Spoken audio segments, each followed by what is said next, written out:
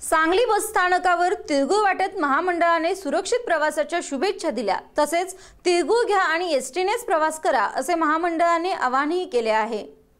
मकर संक्रांतीचा औचित्य साधत सांगली बस स्थानकावर तिळगुळ वाटत महामंडळाने प्रवाशांना सुरक्षित प्रवासाच्या शुभेच्छा दिल्या। तिळगुळ घ्या आणि एसटीनेच प्रवास करण्याचे आवाहन सांगलीच्या मध्यवर्ती बस स्थानकावर आज एसटीच्या अधिकारी आणि कर्मचाऱ्यांनी प्रवाशांना तिळगुळाचे वाटप केले। तसेच एसटी सुरक्षा सप्ताहानिमित्त तिळगुळ घ्या आणि एसटीनेच प्रवास करण्याचे आवाहनही करण्यात आले। याचप्रमाणे सर्व प्रवाशांना सुरक्षित प्रवासाच्या शुभेच्छा देत प्रवासासाठी एसटीचा वापर करण्याचे आवाहन केले गेले।